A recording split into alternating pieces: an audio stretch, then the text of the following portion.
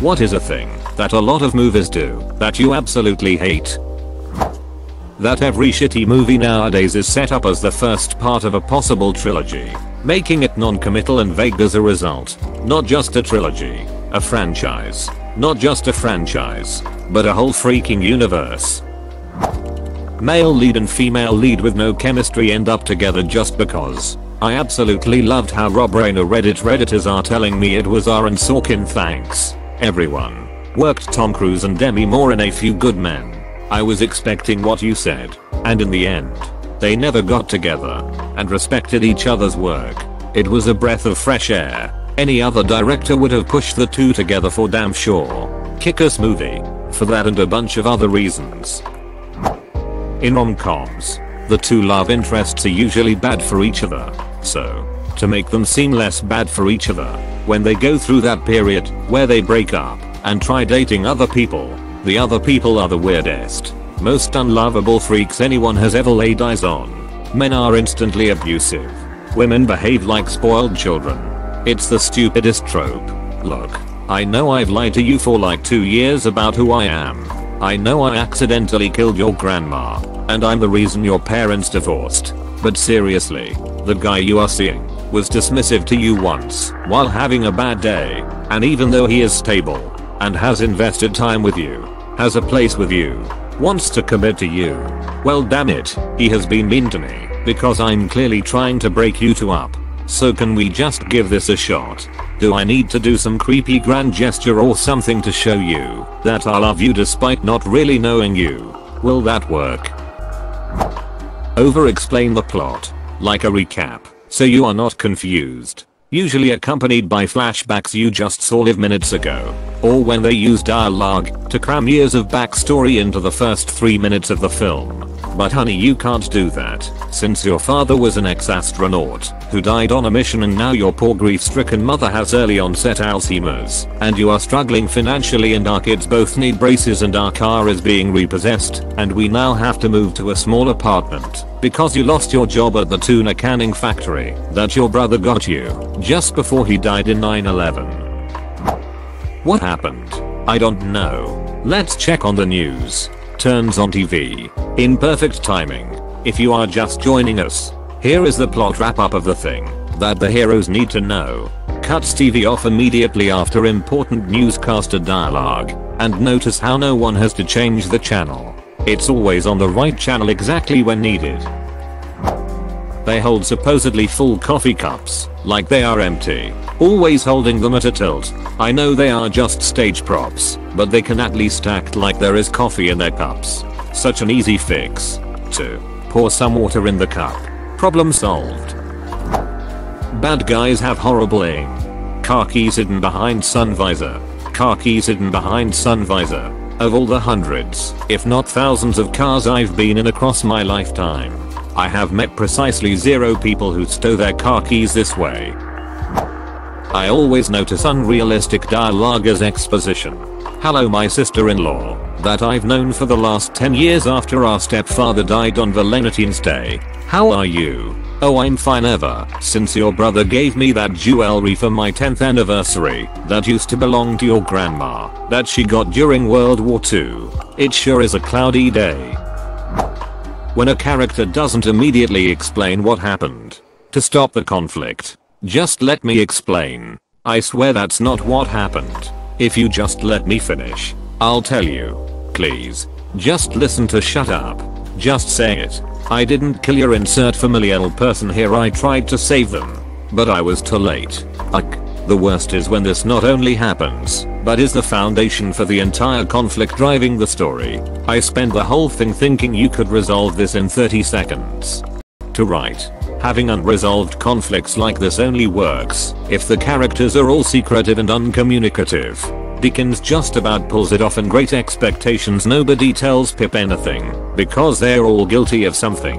And they're all stiff upper-lipped Victorians who just don't have heart-to-hearts. One recent TV adaptation I saw had everyone pouring their hearts out about the ills of society, and it instantly derailed the whole plot. If Jaggers is going to tell Pip his whole life story and why he does what he does, there's no way he would also keep Pip in the dark about everything.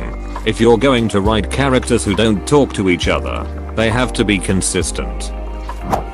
When someone in the movie is using a computer, it makes all of these cheesy beep boop blip noises, and never using the mouse, only tapping the keyboard wildly. My first software engineering job, my mentor told me to try to do everything just using my keyboard and not my mouse, to learn the shortcuts for everything, just for fun, to be helpful. It wasn't a job requirement or something. It can actually be faster than using a mouse. When two people want to talk privately, instead of them going into the hallway, they make the other 20 people leave the room. The last episode of season 1 of Community did this, but they did it in a funny way. I think they were perhaps spoofing this particular trope. Also season 1, when Chang asks if he can talk to Jeff privately and makes the rest of the students leave the classroom. And if anyone asks, I sent you to learn things. Or season 3, when Troy is saying goodbye to his friends because he's going to air conditioning repair school, and he whispers inaudibly into a bed's ear, then walks away. Everybody asks a bed, what did he say? I know you hate when people do this in movies. Excessive shaky cam. Whispered conversations followed by loud noises. Films should have sliders for speech music effects like games do. When something is foreshadowed and then revealed later in the movie, but instead of just letting you realize it yourself, one of the characters say it out loud, like the audience is too dumb to make the connection. Biggest pet peeve is the fact that every comedy has to turn sad in a very cliche way halfway through the movie. It's the guy loses girl and has to win her back formula that's in every damn comedy. The choreographed fights where the villains always attack one at a time, and choreographed fights where the cameraman is having a seizure. No recoil when firing a firearm. It's not really a big deal, but somehow, it just makes the scene feel off. No recoil on automatics is what gets me. I loved the scene in I, Robot where Dr. Calvin fired the rifle and it practically jumped up over her shoulder from the automatic fire recoil. Haha. Jump cuts in fight action scenes. I present the ultimate jump cut. Liam Neeson jumping a fence needing more cuts than seconds in the clip link. I think everyone can agree with me that you should never split up. Wish someone had told my parents. I'll tell your mom later tonight. After someone gets shot in the chest, they always stand up and triumphantly remove their jacket to reveal the bulletproof vest. Or when they actually are shot and hiding it, they always reveal the wound to the torso just above the hip. LOL. Wait, why is it always that spot? Is it like one magical area where it's near all the vital organs but won't kill you? Basically yeah. Anywhere else in the torso is most likely a slow painful death unless they can get to a hospital. So action heroes always get shot just above the hip or in the shoulder. The leg also works, but then you don't get the scene where he's shirtless while a woman treats the wound, and they joke about how the guy complains that the antiseptic stings. Also it is always ignored that those areas don't have organs, but do have muscles, and a gunshot wound should severely limit their movement for a very long time. The ominous noise that everyone uses when something bad is about to happen. So tired. No Country for Old Men was a really powerful subversion of this. There was no music or emotional stings to hint what's coming, and the tension was so much more intense as a result. Yellow filter when they enter Mexico. Equal but opposite grey-blue filter in Eastern Europe, and every Slavic country suddenly speaks in a thick Russian mafia accent. When the FBI shows up to take over the case, and then the cops butt heads with them. This does not happen. Cops are more than happy to let someone else do their work for them. Also the FBI is almost always portrayed as a bunch of overly bureaucratic shitheads who suck at fighting crime and only know how to follow their standard procedure. The original Die Hard is probably the most on the nose with this. To the point a central part of the plot revolves around the villain actually counting on this behavior.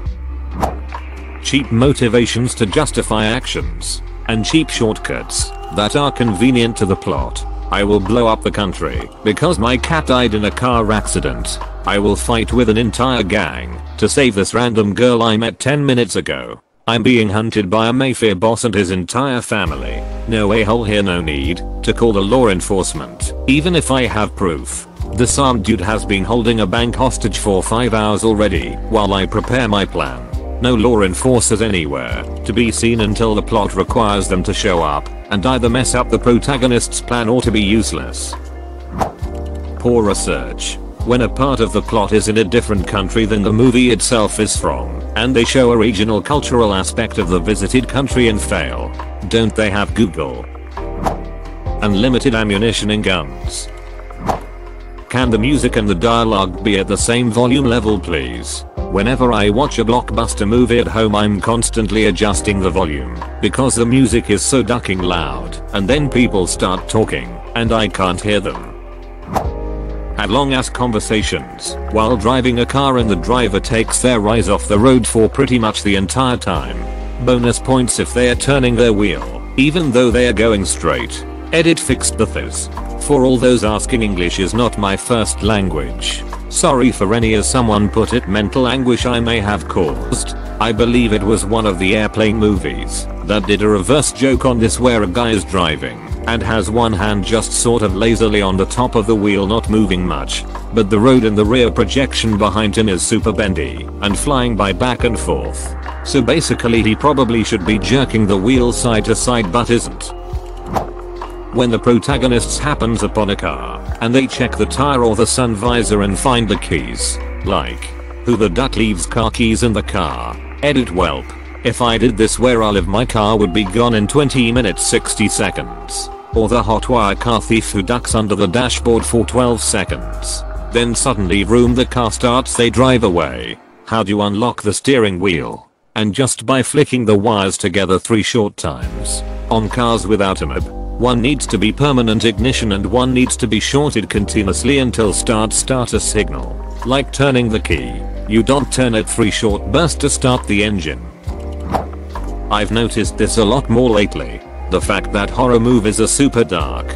And I don't mean dark plot wise. I mean dark in the sense that I can't see what the duck is going on. I get that horror is creepier at night, but how can I be scared when I can't see what's happening on the screen? Heck yes. I was about to comment this. Let me see WTF is going on. Same thing for games. I've been called a weenie for making my games bright, but I like to see where I'm going, damn it.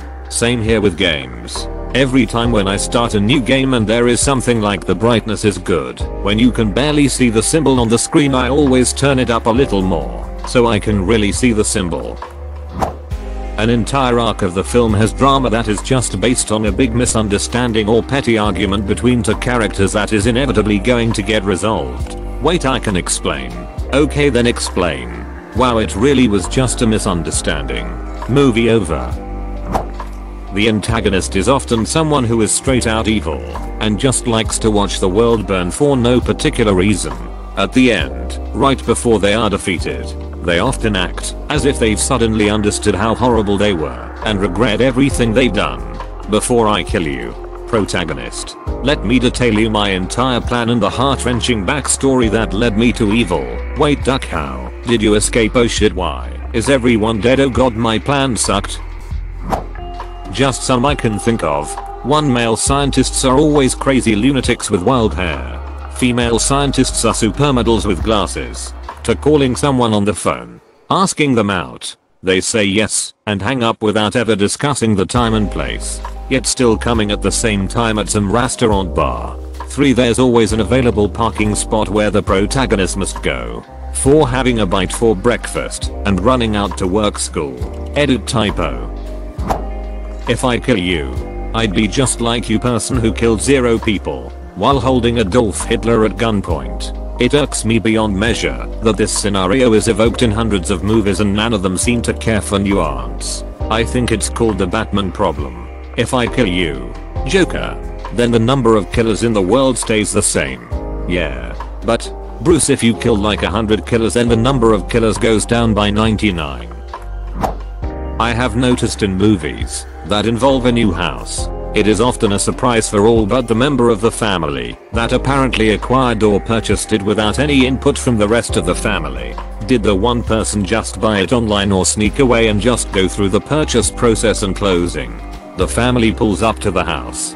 Dad gets out and says, "Let's see the new house." Kids go run and pick their rooms and partner has never seen the house before.